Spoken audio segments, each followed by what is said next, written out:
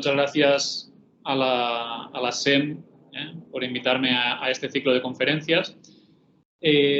Veo muchos amigos, colegas ahí en la lista de personas conectadas, entonces pues un abrazo para todos desde la distancia. Aquí en Lima ahora es por la mañana, entonces pues buenas tardes allí, ¿no? Al otro lado del charco, desde donde creo que nos están escuchando la mayoría. Efectivamente, en la charla de hoy, en esta media hora escasa en la que voy a hablar, quiero explicar una historia pues, de 3 elementos químicos de la tabla periódica, indio, germanio y galio, que puesto así pues, puede sonar poco atractivo como plan para un viernes por la tarde. Entonces entiendo que hay hasta un puntito de masoquismo, si lo pensamos así, estos 3 nombres pintorescos de la tabla periódica. Pero en realidad los 3 están en la base de nuestra sociedad moderna, vamos a llamarle tecnológica, pero es que además son indispensables de cara a las aspiraciones medioambientalmente sostenibles como sociedad que tenemos para el futuro, en una sociedad con menor consumo de energías fósiles, una descarbonatización de la economía. Entonces, en ese sentido, espero que pues, finalmente la charla sea, en todo caso, de interés. Como digo, estos 3 elementos están en la base de nuestra sociedad presente y futura, y entonces quiero simplemente llamar la atención que nosotros, como geólogos económicos, geólogos de yacimientos minerales, sociedad de la minería en general, pues tenemos ese encargo especial de alinearnos con las aspiraciones de la sociedad, y una de ellas, como digo, es construir un futuro más sostenible. Entonces nosotros estamos en la base productiva, tenemos esa responsabilidad y por lo tanto somos parte indispensable, en todo caso, somos parte indispensable de la ecuación. Entonces, viendo el ciclo de conferencias que ha organizado la Sociedad Española de Mineralogía, pues solo me queda felicitarlos y daros la enhorabuena por la iniciativa. Es importante divulgar el trabajo que hacemos. La charla de hoy va a estar dividida en 2 partes. Habrá una primera parte en la que trataré generalidades sobre indio, germanio y galio desde un punto de vista pues, económico, pero también, por supuesto, geoquímico, mineralógico y de los yacimientos minerales. Y después habrá una segunda parte en la que explicaré algunos resultados sobre la investigación que estamos haciendo en la presencia de los 3 elementos en yacimientos de los Andes, principalmente en los Andes centrales, en Perú y Bolivia. Tengo poco tiempo para la charla, la idea es que sea divulgativa, no obstante, pues por supuesto en el turno de preguntas podemos ahondar en cualquier tema que crean conveniente o que tengan más interés. Como digo, la primera parte es sobre aspectos generales de los 3 elementos y quiero empezar con esta diapositiva que vamos a repetir hasta la saciedad y no nos cansaremos de ello para insistir en que la sociedad humana durante su evolución ha ido consumiendo volúmenes crecientes de recursos minerales, pero además también de volúmenes crecientes una mayor diversidad de ellos. ¿Sí? Entonces, cada vez tenemos que añadir más nombres cuando hacemos un estudio de recursos reservas en un yacimiento mineral. Tenemos que añadir más cantidad de elementos. Y yo siempre les insisto a mis estudiantes aquí en Católica que se tiene que aprender la tabla periódica en general, porque resulta que cada vez más todos los elementos que aparecen en ella pues son recursos también minerales, y con un valor económico porque cada vez diversificamos más la cantidad de elementos que utilizamos para conseguir que nuestras tecnologías sean más eficientes o más baratas. Y si pudiéramos inventar nuevos elementos, desde el punto de vista práctico, quiero decir, pues los inventaríamos seguro. Como no lo podemos hacer a nivel práctico, lo que hacemos es ir variando, sobre todo en aleaciones industriales, la proporción y los elementos, ¿no?, que empleamos para la fabricación de estas aleaciones. Entonces, un poco, hoy vamos a ver de qué manera estos 3 elementos juegan un papel, como digo, aquí en nuestra sociedad presente y futura. Esta diapositiva tampoco es nueva, pero realmente estamos muy orgullosos de que la Comisión Europea haya despertado ya hace más de una década en cuanto a lo que se conocen como materias primas críticas. En realidad, el término de materia prima o elemento crítico es acuñado por varios organismos internacionales que realizan sus listas de elementos, de materias primas que pueden ser esenciales, importantes para su economía. El primero que lo hizo, como podríamos esperar, pues fueron los Estados Unidos en 1939, desde el Departamento primero de Defensa y después también el Departamento de Energía y el Departamento de Interior realizaron sus listas, ¿no? Entonces, como digo, la Comisión Europea también despertó hace unos 10 años, se dio cuenta de que los recursos minerales están en la base de la cadena productiva y que, por tanto, prescindir de esa base pues, podría afectar la economía en general y definió usando dos parámetros que normalmente son los dos que usan todos los organismos internacionales, definió qué considera materias primas críticas. Entonces, las que son críticas son aquellas que tienen una alta importancia económica por encima de un cierto umbral y además un alto riesgo de suministro también por encima de un cierto umbral. Y ahí, como digo, están el indio, el germanio y el galio. Solo hay un organismo internacional que tiene una pequeña diferencia a la hora de catalogar los elementos como críticos y no críticos, y es China. En el caso de China, además de valorar los que son esenciales para su economía, tiene un apartado especial para detectar aquellos elementos que ellos tienen en abundancia, que por tanto no tienen un riesgo de suministro, pero de los que pueden controlar, monopolizar prácticamente el mercado mundial. Y esos también ellos los catalogan como minerales ventajosos y protegidos, ¿de acuerdo? El resto, pues más o menos utiliza este criterio de aquí y estos tres elementos de los que vamos a hablar hoy con nombres pintorescos suelen estar en todas las listas de los organismos internacionales, Australia, Reino Unido, Estados Unidos, etcétera, etcétera. Voy a presentar primero, uno por uno, estos elementos, algunas cosas básicas. En el caso del indio, pues bueno, es un elemento que tiene un número atómico 49 y sería un elemento metálico que es blando, maleable y blanco plateado.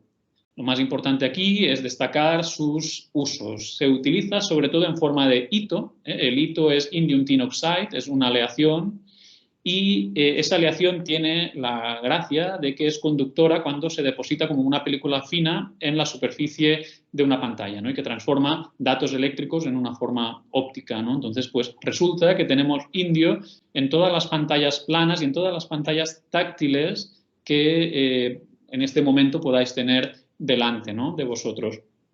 También es indispensable en forma de hito para la fabricación de celdas solares fotovoltaicas. Prácticamente es la tecnología que se utiliza a día de hoy, la más eficiente y óptima, utiliza hito. No obstante, también podemos usarlo en vez de en forma de hito, en forma de una aleación de nitruro de indio-galio para la fabricación de LED y en forma de fosfuro de indio para la fabricación de diodos láser y además sirve o es un sustituto ecológicamente más amigable del mercurio en las baterías. ¿De acuerdo? Si pasamos al germanio, pues el germanio tiene un número atómico 32. Eso es lo que lo define. Y es un elemento que es un metal, en realidad es un metaloide, no es un metal, es un metaloide que es duro y frágil. Entonces, ¿para qué sirve el germanio? Pues nuevamente se combina en diferentes tipos de aleaciones, por ejemplo, como tetracloruro de germanio para la fabricación de los cables de fibra óptica, como óxido de germanio para la fabricación de lentes ópticas y también como catalizador para la fabricación de plástico de tipo PET, es decir, botellas de plástico. Y en forma de germanio metálico se utiliza como semiconductor en dispositivos, por ejemplo, de óptica infrarroja. Y finalmente tenemos el galio. El galio tiene un número atómico de 31 y es metal, blando también y blanco plateado. Entonces, ¿para qué sirve el galio? En forma de arseniuro de galio o de nitruro de galio se utiliza como semiconductor en dispositivos optoelectrónicos, por ejemplo, para la producción de luz láser, y en circuitos integrados. Todos los circuitos integrados de laptops, de smartphones, etcétera, pues, utilizan galio, cantidades importantes de galio. En forma de CIGS, que sería una aleación de azufre o selenio con galio, indio y cobre, aquí vuelve a aparecer el indio, sirve para la fabricación de celdas solares fotovoltaicas, que son un poquito, digamos, más optimizadas, y en tecnología militar. En forma de nitruro se utiliza para usos médicos, de hecho para tratamiento de algunos cánceres se ha detectado que pueden reducir el volumen de cáncer subcutáneo, pero además en forma del isótopo 67 de galio se utiliza para justamente trazar los cánceres, porque es absorbido por las células tumorales. Y finalmente, para acabar de redondearlo, pues también se utiliza en imanes de neodimio, que se utilizan a su vez, o sea, se utilizan cantidades de galio en los imanes de neodimio para mejorar su durabilidad, y estos imanes, como saben, se utilizan, por ejemplo, en aerogeneradores. Entonces, los tres elementos, como ven, son de uso cotidiano, pero además van a ser necesarios para el futuro, ¿no? Si queremos obtener energías limpias. Y el galio tiene un último uso, que sería el más importante de todos, que es que como funde a muy baja temperatura, hay bromistas que utilizan el galio para fabricar cucharitas de galio, que cuando la metes en el té o en el café, pues desaparecen. ¿De acuerdo? Entonces, bueno, ahí encontré incluso un vídeo de YouTube al respecto. Como nos podemos imaginar, por las utilidades que tienen los tres elementos, habrá un incremento en su demanda en el futuro. Y lo vemos que para indio, germanio y galio, según estos gráficos, aquí tenemos un poco la producción que había habido hasta 2018-19, en negro. Vemos que para los tres se abre un amplio abanico, en todo caso creciente, de cantidad de uso, ¿no?, de demanda para estos elementos en los próximos 20, 30 años.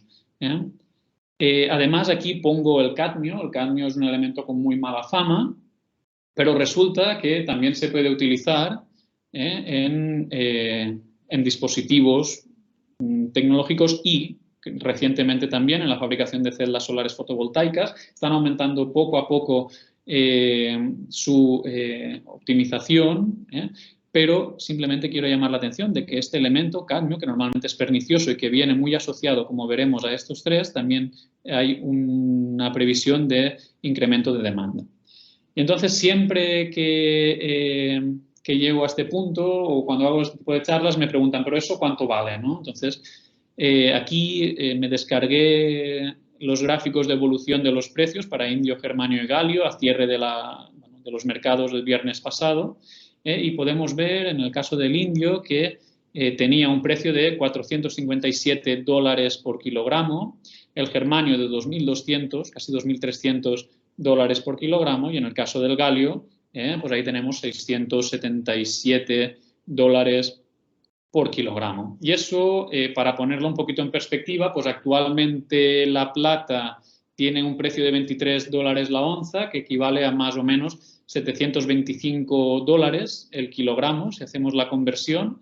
Es decir, que estamos, en el caso del indio y del galio, hablando del orden de magnitud del precio de la plata, y en el caso del germanio, pues triplica el precio de la plata en la actualidad. Pero es que la plata hace 3 años tenía un precio de apenas menor, de hecho, a 500 dólares por kilogramo. Entonces vemos que el precio del galio es superior al normal que tiene la plata. Lo que pasa es que la plata ahora ha subido bastante. En todo caso, como pueden ver y como es de esperar, el precio frente a un incremento de demanda y hasta que el mercado sea capaz de proporcionar de cubrir toda esta demanda, pues van a incrementarse. Se prevé que van a seguir incrementándose. Desde el punto de vista geoquímico, hay algunos aspectos que podemos destacar. Después, si queremos, entramos más a fondo en el turno de preguntas. Pero, en todo caso, aquí quiero destacar 2. Uno es que los 3 elementos son calcófilos. En geología tenemos nuestra manera particular de clasificar los elementos según sea su afinidad, sobre todo por diferentes fases. En el caso de los tres elementos son o comparten que tienen una afinidad calcófila. Entonces, los tres elementos son calcófilos, que viene a decir que se sienten muy a gusto en la estructura o en fases sulfuradas, de sulfuros, sulfosales, etc. Y eso va a ser importante porque va a determinar en qué tipo de mineral, en qué tipo de yacimiento, en qué tipo de contexto geodinámico los podemos encontrar. Y después, la otra cosa que quiero resaltar es que tienen diferentes abundancias, son bastante contrastantes. En el caso del indio, tiene una abundancia, si nos vamos a la abundancia promedio en la corteza terrestre, de 0,06 partes por millón. Parte por millón peso-peso, es decir, gramo-tonelada, por ejemplo. Y eso lo sitúa a nivel de ultratraza. Es un elemento que es un ultratraza. De hecho, sería el 61 más abundante, el 61º más abundante en la Tierra. El germanio tiene una abundancia de 1,6 partes por millón, entonces sigue siendo un ultratraza y se encontraría el número 50 en abundancia en la corteza. En cambio, el galio tiene una abundancia promedio en la corteza de la Tierra de 19 partes por millón. Y de hecho eso lo sitúa como el 31º elemento por delante, o sea, es más abundante el germanio que el plomo. El plomo sería el siguiente de la lista, tiene algún ppm menos. Por tanto, diferencias importantes en su concentración promedio. De alguna manera, si queremos explotar un yacimiento, tendremos que contenga estos elementos, tendremos que encontrar algún sitio en el que, por lo que sea, estas bajas concentraciones se han incrementado de manera muy ostensible hasta ser económicas. Con respecto a la mineralogía de los tres elementos, en realidad es importante resaltar dos aspectos. Uno es que forman muy pocas fases propias. ¿Qué quiere decir eso? Hay muy pocos minerales en la naturaleza que contengan indio, germanio y galio en su estructura o como elemento, quiero decir, como elemento estructural, es decir, en su fórmula estructural, que lo veamos, ¿no? Por ejemplo, aquí el indio, que tiene apenas 12 especies minerales definidas, de toda la historia se han definido 2 especies de indio, la más abundante sería la roquesita, ¿no? Y como vemos, el indio está integrado en su fórmula estructural. Pues como este aparecen solo 11 más en la naturaleza. En el caso de la germanita, en el caso del germanio, perdón, hay algunos más, hay hasta 27. El más famoso sería seguramente la germanita, pero también hay otro que es un poquito, a lo mejor, más famoso entre los mineralogistas o más común, que sería la argirodita, ¿de acuerdo? Y finalmente tenemos la gallita, el galio. En el caso del galio, solo se han descrito 4 minerales que aparecen en la naturaleza. Uno de ellos, el más común, es la gallita, pero su aparición, igual como en los otros casos, es muy escasa, pero en este caso es tan escasa que ni siquiera he encontrado fotografías del propio mineral, sino en sección pulida en microscopía óptica, ¿de acuerdo? Entonces, estos tres elementos forman muy poquitas fases minerales que además son muy poco abundantes, son muy difíciles de encontrar. Prácticamente son consideradas especies minerales de coleccionista. ¿Dónde podemos encontrar entonces el indio, el germanio y el galio? En realidad suelen aparecer dentro de la estructura de otros minerales, y en este caso, como los tres son elementos muy calcófilos, hemos dicho que tienen cierta afinidad o se sienten muy cómodos en la estructura de los sulfuros, pues es justamente en los sulfuros donde podemos encontrar indio, germanio y galio, no como elemento estructural, es decir, no formando parte de su fórmula estructural, sino en forma de solución sólida, en la estructura, en forma de sustituciones acopladas. Estos tres elementos sustituyen en cierta proporción, de manera directa o acoplada, los elementos que, por ejemplo, en la esfalerita sí que forman la fórmula estructural, junto con otros. Entonces, por ejemplo, en la esfalerita como vamos a ver hoy, es la reina de la fiesta, es la que más tiene que decir en torno o sobre estos tres elementos, pues puede contener indio, germanio y galio. En el caso de la calcopirita, pues más bien galio e indio. Y en el caso de la galena, alguna vez se ha descrito indio, pero como vamos a ver, a proporciones muy escasas. No forman minerales propios, se encuentran dentro de la estructura de otras fases minerales, que esas sí que pueden ser mayoritarias a escala de depósito. Entonces, todo eso conlleva a que no hay ningún yacimiento en el mundo en el que se exploten estos elementos como mena principal. Por sí mismas no justifican económicamente la explotación de una mina, sino que se consideran subproductos, es decir, son un valor añadido a la explotación de las menas principales del yacimiento. Entonces podemos tener un yacimiento en que la mena principal es cobre o zinc o plomo y además incrementamos el valor de ese mineral, de esa mena, añadiendo algunos subproductos, como pueden ser el indio, germanio y galio. Por tanto, no existen yacimientos propios. En diferentes tipologías de yacimientos, eso sí, en diferentes tipologías de yacimientos se han descrito ciertas abundancias de los tres elementos que de hecho parecen que se correlacionan con las tipologías y por detrás de las tipologías con los procesos minerales que dan lugar a la formación de los yacimientos. De manera que en yacimientos de tipo sulfuro masivo volcanogénico pues podemos encontrar los tres y en otros tipos de depósito como por ejemplo Mississippi Valley, que son ambientes geodinámicos muy contrastantes, como saben todos los geólogos que hay aquí conectados. En cambio, no encontraremos indio, que no se considera un elemento asociado a MBTs, sino que, por ejemplo, encontraremos concentraciones importantes, muy elevadas, de germanio. Y aquí pongo un ejemplo. Uno de los mayores productores del mundo es esta mina de aquí, que es un tipo sulfuro masivo volcanogénico en Canadá, es Kidd Creek, donde la mena principal es cobre y zinc y como subproducto, ayudando a incrementar un poquito el precio de la mena, pues tenemos plata e indio. Eso es un poco la introducción que quería hacer y ahora lo que quiero es mostrar los resultados que estamos obteniendo, partiendo primero de qué es lo que se sabía y los resultados que estamos obteniendo sobre la aparición, enriquecimiento, mineralogía, distribución de indio, germanio y galio en varios yacimientos de los Andes y como decía antes, sobre todo en los Andes centrales nos hemos centrado en Perú y en Bolivia. ¿De acuerdo? ¿Por qué? ¿Por qué hemos elegido esa zona geográfica? Entonces pongo aquí un mapa donde tenemos la costa occidental de Sudamérica, aquí está Perú, Bolivia, Chile, y lo primero que nos llama la atención es que tenemos toda una serie de cinturones metalíferos especializados y que estos cinturones son bastante paralelos, digamos, al margen costero.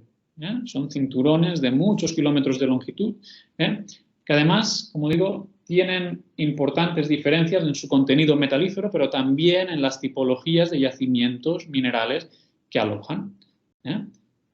Entonces, esto, como se pueden imaginar, está muy asociado a la dinámica de subducción que tenemos aquí delante de Lima, de esta placa oceánica por debajo de este margen continental. Como digo, es paralelo a lo que sería la trinchera de la zona de subducción, estos cinturones metalíferos. ¿Qué tenemos aquí? Pues muchas tipologías de yacimientos y varios enriquecimientos en diferentes metales. Lo que hemos hecho, de alguna manera, para enfrentar esta investigación, que ya dura bastantes años, es seleccionar diferentes tipologías y diferentes especializaciones metalíferas, vamos a llamarle. Por ejemplo, hemos estudiado yacimientos que pertenecen al cinturón andino estanífero, que es este de aquí. Hemos estudiado también yacimientos polimetálicos con skarn o sin skarn asociados a sistemas de pórfidos cupríferos, aquí en Perú. También hemos estudiado mineralizaciones de tipo sulfuro masivo volcanogénico, también en Perú, en lo que ahora es la cordillera de la costa. Y hemos estudiado también yacimientos de tipo Mississippi Valley Type, en otro horizonte que tenemos de este tipo de yacimientos en lo que llaman ceja de selva, ¿no? Ya casi bajando a la Amazonía. ¿De acuerdo? Entonces hemos estudiado muestras de diferentes yacimientos minerales que pertenecen a diferentes tipologías minerales. En el caso del, como antecedentes, en el caso del indio, de hecho, se sabía que había concentración importante de este elemento en varios yacimientos de los Andes, como por ejemplo, y de manera destacada, vamos a decir, en Bolivia. Si vamos a este libro, Indium, que es como la Biblia del indio, vemos que hace referencia a un yacimiento que es Wari Wari, donde nos dice que la esfalerita, rica en hierro, contiene una concentración muy elevada de indio con un promedio del 1% y que entre el 76 y el 78 fue la principal fuente de indio para The Indian Corporation of America y que cuando cerró en 78 pues hubo un periodo de escasez de indio en el mercado.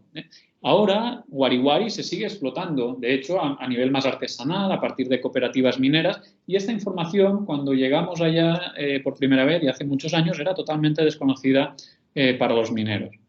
Si nos vamos a Perú, sí que hay algún estudio más detallado, pero primero quiero llamar la atención de que Perú, en el 2015, no tengo datos más actualizados, o sea, en el periodo 2010 a 2014, produjo un 1% del indio a nivel mundial. Y eso prácticamente es desconocido por las empresas mineras. Entonces, de algún sitio tiene que salir ese indio. Esa información sí que la conocen las fundiciones, pero muchas veces las empresas mineras no lo conocen. Ni las transoceánicas, ni las nacionales. Había pasado bastante desapercibido. En Perú sí que habían habido algunos estudios un poco más detallados sobre las concentraciones de indio, germanio y galio, como este, por ejemplo, de Soler, en el año 87, en el que ellos estudiaron varios concentrados minerales de diferentes minas. Lo que estudiaron era o el concentrado de mineral que había en la planta o bien la mena todo en uno, que llamamos, ¿no? Entonces, todo eso, ese pack de roca o ese pack de concentrados, se metía en una máquina y salía un resultado. Y sobre esos resultados trabajaron y se dieron cuenta de que había diferencias importantes en la concentración o proporción de estos elementos en diferentes tipologías minerales. Tanto, por ejemplo, aquí con el indio versus cadmio, y aquí tenemos, por ejemplo, indio versus galio. Podían agrupar de alguna manera las diferentes tipologías en diferentes zonas geográficas de Perú. Pero ese trabajo es del 87 y nos ha servido un poquito de base también para nosotros. Cuenta con una limitación importante, que es que se realizó con mena todo en uno, y entonces, como sabemos, los yacimientos minerales muchas veces están zonados. Esto sería una suerte de mapa. Aquí tenemos la escala, el norte, 2 kilómetros, es una cosa muy esquemática.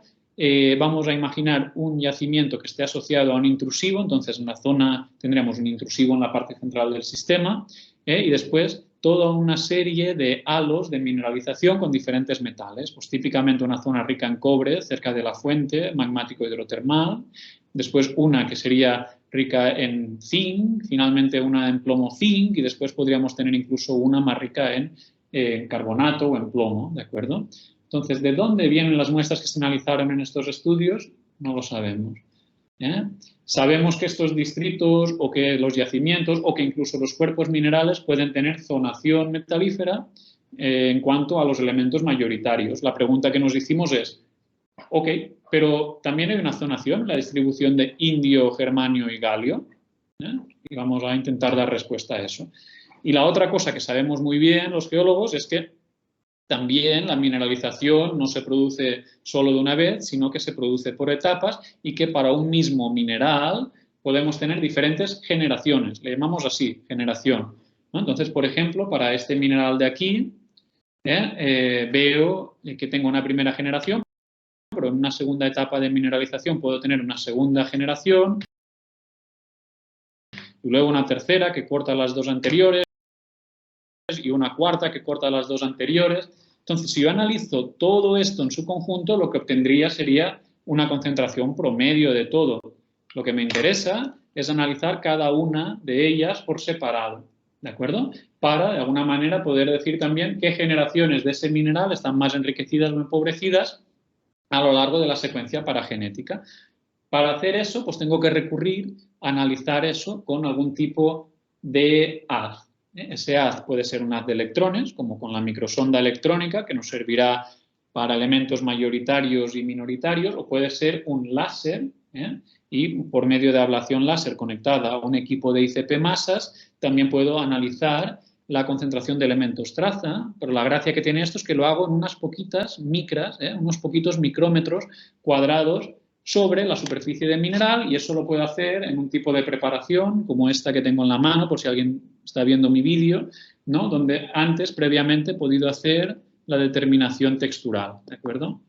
Y a partir de ahí, pues obtengo datos de concentración, sé de qué parte de la mina vienen, y además sé a qué generación mineral pertenecen, y ahí pues me da mucho juego para evaluar si hay zonación espacial de indio, germanio y galio, y si hay también zonación temporal de indio, germanio y galio a lo largo de la secuencia de formación del yacimiento. Y todo eso pues puede servir después, por ejemplo, durante la exploración, para ver si hay variaciones hacia alguna zona determinada de una mineralización, o también, si directamente tengo mucho interés en estos elementos, saber a dónde tengo que focalizarme.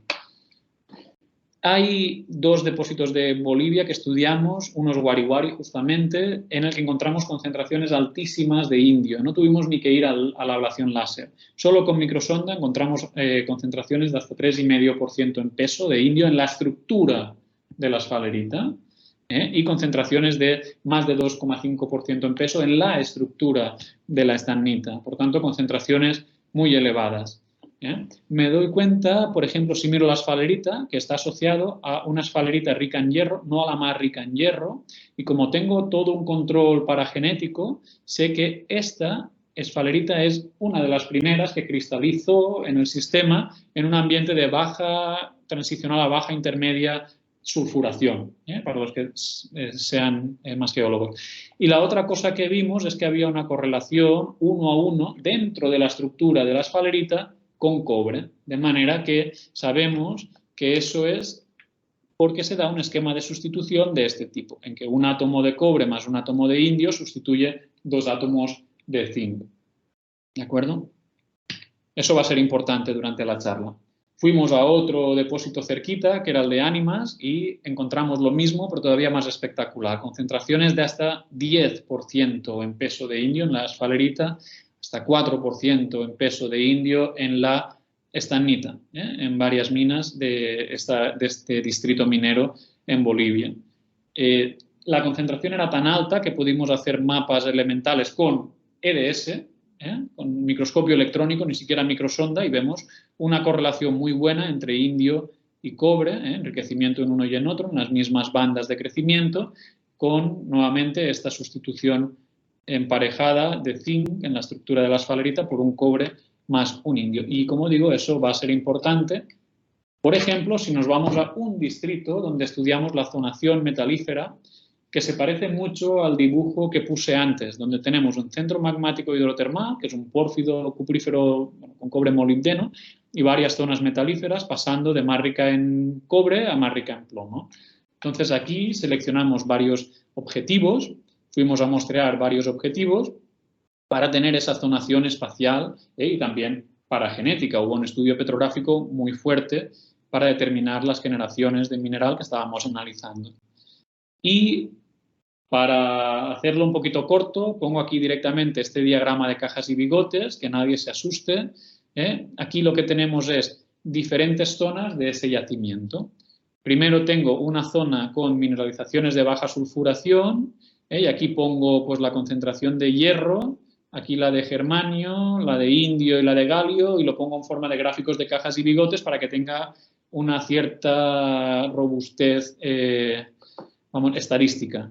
Entonces, lo que nos interesa aquí es, vemos diferentes generaciones en diferentes zonas del yacimiento que tienen diferentes concentraciones, tanto de hierro, como es normal, por los diferentes estados de sulfuración, por si alguien quiere discutir eso después, pero también de germanio, galio e indio. Entonces, en el caso del indio veo que la zona más proximal justamente es la que tiene, que es esta, el rojito. Después podemos ver si alguien quiere profundizar. La zona más proximal en una asociación mineral de alta sulfuración es la que concentró más indio en esfalerita. Y después, si nos vamos al resto de zonas con asociaciones minerales de sulfuración intermedia, lo que vemos es que desde más cercano al centro del distrito a más lejano va disminuyendo progresivamente la concentración de indio en esfalerita. Y si después me voy a estas cajitas que tienen el mismo color, representan diferentes generaciones dentro de una misma zona del yacimiento, pues lo que veo es que desde generaciones tempranas a generaciones tardías hay un decremento de la concentración de indio, que en este caso viene ligada a un incremento en la concentración de germanio, por ejemplo. Y eso lo hemos hecho sistemáticamente para varios yacimientos, ¿no? Y para varios minerales. Aquí enseño solo la esfalerita. En el caso del galio, pues no vimos una tendencia muy clara. Aquí, haciendo un poquito más de estadística, pues nos dimos cuenta de que los cuerpos asociados a skarn tenían una composición un poquito más especial, estaban más enriquecidas en, por ejemplo, manganeso o en cobalto, son estas de aquí. Después tenemos una flecha roja que indica que de más lejos, o sea, de más proximal, perdón, a más distal en el yacimiento mineral, lo que tenemos es que nos vamos de este margen superior izquierdo al margen inferior derecho, lo que quiere decir que estamos empobreciendo la esfalerita, por ejemplo, en indio, y en esa zona donde teníamos las 3 generaciones veo que baja hacia abajo, lo que viene a corresponder con un incremento en germanio, ¿no? Entonces, eso es un poquito el control estadístico que tenemos. En todo caso, lo que es muy importante aquí es que sí que hay una zonación en la distribución de, sobre todo, indio, en menor medida también germanio, con respecto a las zonas del yacimiento y con respecto a las generaciones del mineral. De manera que si, por ejemplo, queremos explotar indio o explorar por indio, deberíamos ir a la zona central del distrito, en la zona de alimentación magmático hidrotermal, y ahí es donde el fluido mineralizante era más rico en un inicio en metales, incluyendo metales como el indio, metales más magmáticos. Además, en esa zona central también es donde había más disponibilidad de cobre. Y además, sabemos, por la sustitución emparejada que expliqué antes, que para poder incluir un átomo de indio en la esfalerita necesito un átomo de cobre. En aquellas zonas donde haya más cobre, será más fácil introducir indio en la estructura de la esfalerita. Y eso nuevamente es en la parte central. Y además son zonas o de más alta temperatura o de más bajo pH, dependiendo del momento en el que estemos en la evolución del sistema. ¿De acuerdo? Un poco eso en nuestro juego de investigación. También hemos estudiado yacimientos de tipo BMS. En Perú hay de todo a nivel de yacimientos. Entonces, escogimos un lente de sulfuros masivos que tiene una zonación típica de Zone Refining, con una zona basal rica en cobre, una zona media más rica en zinc, aquí tiene mucha esfalerita, y una zona más alta más rica en plomo, en galena, ¿de acuerdo? Y estudiamos, nuevamente hicimos un perfil a lo largo de un barreno de perforación que cortaba todo el lente de sulfuros masivos, hicimos un perfil de las concentraciones de elementos traza en la estructura de la esfalerita y nos dimos cuenta que había tendencias de arriba a abajo, por ejemplo, con un incremento de manganeso, un incremento de cobre, que ya se imaginan que va ligado también con un incremento de indio en la estructura de la esfalerita, y alguno más por ahí. Y, caso contrario, en el germanio lo que tenemos es un decremento de la concentración de las partes altas del cuerpo a las partes bajas. ¿Sí? Eso lo correlacionamos con el geotermómetro de Frenzel, que utiliza elementos traza en la estructura de la esfalerita, y vemos que las composiciones cuadran muy bien con un incremento de temperatura de cristalización, de arriba hacia abajo, que junto con una mayor proporción de cobre, pues sabemos que era prospectivo o que iba a ser favorable, quiero decir, a la incorporación de indio. Y finalmente, pues por poner aquí algo que estamos trabajando recientemente, eso es un yacimiento MBT, contexto geodinámico muy diferente, muchos tipos de esfalerita, muchos colores, tenemos desde esfalerita negra a blanca, todos los colores casi que podamos imaginar. Y aquí, en este tipo de sistemas, lo que encontramos es una concentración muy elevada de germanio, particularmente en algunos de los tipos minerales. En todos es elevado, pero en algunos tipos minerales, por ejemplo, en la esfalerita de color naranja, la concentración es de un orden de magnitud, por lo menos, más elevada que en el resto. Estas concentraciones de aquí son de las más elevadas que se han descrito en el mundo y es un yacimiento Mississippi Valley Type que hay aquí en Perú, que es muy famoso para la gente que trabaja en yacimientos, que es San Vicente, por ejemplo, ¿no? Entonces, este tipo de yacimientos, las faleritas, las solemos asociar con potencial para producción de germanio. Cogimos todos los datos, se los di a estos dos chicos, que son estudiantes de aquí de Católica, y les dije, bueno, ahora proyecten en un sistema, en un análisis de componente principal, las diferentes composiciones de esfalerita. Y lo que se ve muy bien es que estos diferentes colores, que pertenecen a diferentes tipologías, se distribuyen muy bien. Es decir, tenemos una diferencia composicional estadísticamente significativa de la esfalerita en diferentes yacimientos minerales. Por ejemplo, este de aquí, que son de tipo polimetálico, tienen más tendencia a estar enriquecidos en indio y un poquito en galio. Estos de aquí, que son los azulitos, por ejemplo, y estos naranjas sobre todo, estos naranja que vemos aquí abajo, sobre todo, tienen tendencia a estar más enriquecido en germanio, que son los MBTs, ¿no? Y un poquito en galio, etcétera. Que además, si hacemos trabajo estadístico, vemos que se corresponde muy bien con algunas de las sustituciones emparejadas que estamos viendo. En el caso de la calcopirita, también, nuevamente, tenemos distribución diferente. Es estadísticamente significativo. La esfalerita suele ser la que tiene mayor concentración de los tres metales, pero lo que nos dimos cuenta es que a nivel de rango intercuartil es la calcopirita la que concentra más, por ejemplo, indio. La esfalerita da picos más elevados de concentración en algunos yacimientos, pero a nivel promedio de todos los yacimientos que hemos analizado, con todos los datos que hay aquí, más de 1000, vemos que no, que la calcopirita es la que es más estable en cuanto a concentración de indio y es bastante sorprendente, 606 a 23 partes por millón como rango intercuartil. Mientras que la galena está prácticamente siempre muy empobrecido en todo, pero nuevamente muestra esa diferencia de composición sistemática. No voy a leer esto porque, como siempre, me pasé del tiempo. Sí que insistir de que este proyecto de investigación es muy coral, hay participación de gente de muchas universidades diferentes, de Católica, de la Universidad de Barcelona, de Granada, de la UNAM de México, de Zúrich, de Ginebra, etcétera, etcétera, y que también se han desarrollado muchas tesis de doctorado, de maestría, de máster y de licenciatura en ingeniería, y aquí tienen a los protagonistas de la fiesta. Ellos son los que han trabajado de manera más dura los datos que he presentado hoy, y finalmente pues todo esto se ha hecho en colaboración con empresas mineras que nos han brindado acceso, muestras y su conocimiento geológico, y sin ellas tampoco hubiéramos llegado o no estaríamos llegando a resultados.